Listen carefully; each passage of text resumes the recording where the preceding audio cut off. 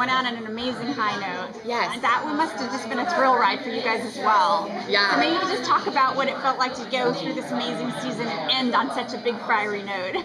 Oh my gosh, it was amazing. I mean, yeah, like it's the season.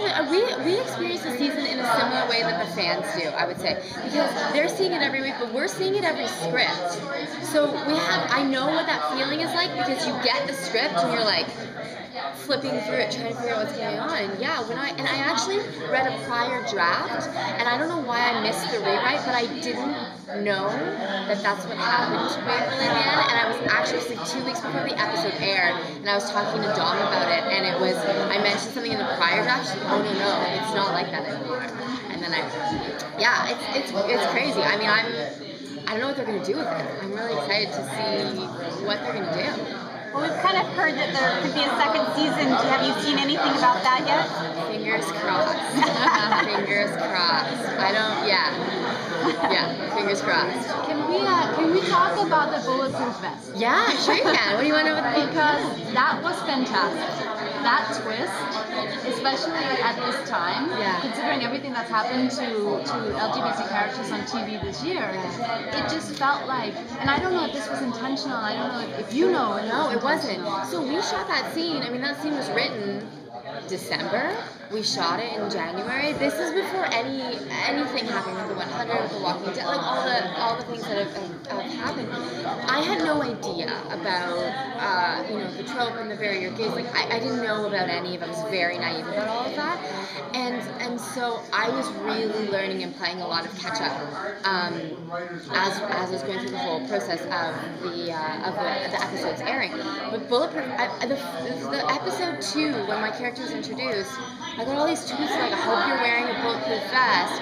And we had already obviously shot the whole season. I was like, how does everybody know? And I didn't know. I was very confused. And then I slowly started to try and like read more stuff and figure it out. But yeah, that was it was purely a coincidence. So do you kind of feel like if the show moves forward that you kind of have job security now? Because I mean, I think TV, it's a drama. It's the writer's job to create conflict or nobody would be watching this show. So, I mean, job security as an actor in a TV landscape is almost non-existent. I think everyone is always vulnerable because we live in a scary world in purgatory. It's nobody's safe. There's demons, So I think I have no more job security than anyone else. And I think it's really important with Nicole is I want Nicole to just be every other character on the show who happens to be gay. That's really, really important to me because if she's just there to be the gay character, we're not moving forward. Do you understand what I mean? Yeah, so I want Nicole to just be treated like everybody else. That's really cool. Like you want to run, Chris? Yeah.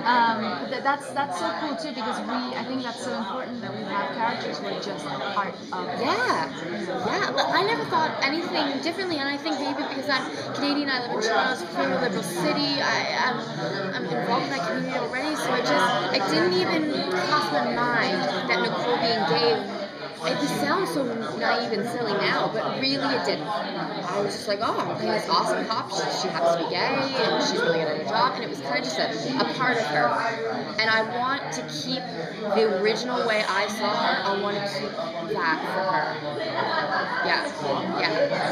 Yeah. Well, if you go online, I mean, the fans love your character. Amazing. I love the fans. So, she's kind of like a gay icon. I love it. I think it's great. I hope I do it justice. I'm trying so hard to. It's a huge responsibility and it's an honor, and I'm trying really hard to honor that and to make everybody proud and happy. And the letters I receive from fans are like the most special thing to me. I cherish everything. I read them. I've shared some with my team, my agents. And I think just to remind everyone how important what we're doing, the bigger picture of what we're doing. Yeah, absolutely, it's amazing. Well, they also wrote your character in such an interesting way. When she found out what was really going on in Purgatory, she took it in such stride. It was like no big deal to her, like, oh, thank God, that really makes sense. Yeah, well, I think Nicole was kind of like, okay, come on. I think she probably made the connection sooner than she admitted, but that's the cool thing about it. She's very patient. Nicole's a super, super patient woman, and I think we see it with Waverly, with that relationship developing. We see it with her figuring out what's going on in Purgatory.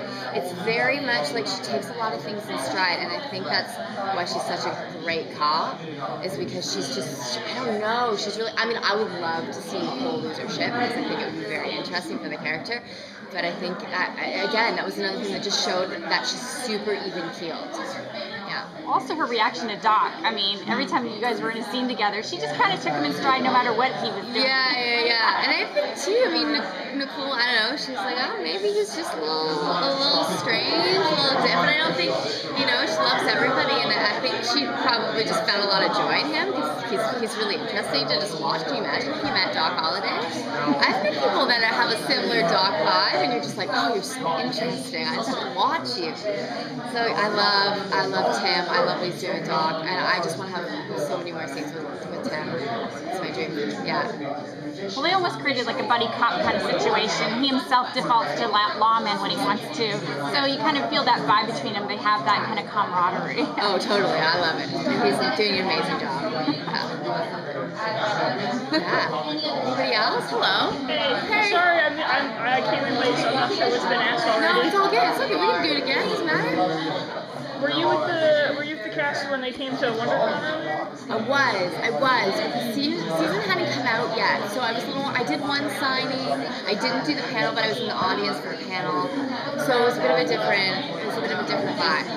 Are you excited, or have you enjoyed seeing how excited fans are this time around? Have you guys seen the cosplay?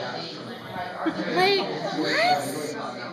Dude, there was one woman who made her cosplay. It was like identical. I was looking at it thinking, oh my, I've seen that before. I've spent all day with that shirt. Yeah, it's been amazing. I love it. It's why we do our jobs. I mean, I think so many times as an actor, you spend so much of your career kind of just praying that somebody is watching what you're doing. Because I think it can feel like a black hole, especially when you're doing these auditions, and like no one's getting back to you, and you're just like, I'm acting for no one. No one is watching this. And so just to have people say, I like what you're doing, it affects me, it makes me happy, it makes me proud. It's like, you can't ask for anything better than that. You can't. Why do you think the show is resonating so much with fans? Because it's been on air for like 3 months and everyone knows.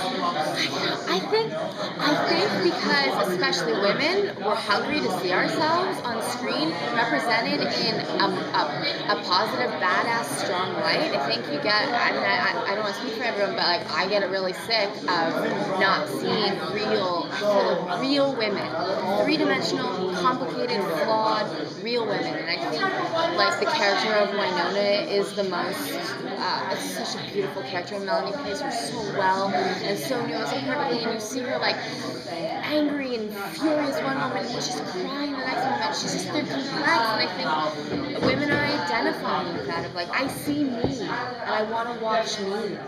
And I think that's why Emily Andress has made an incredible show, and she's the queen of it.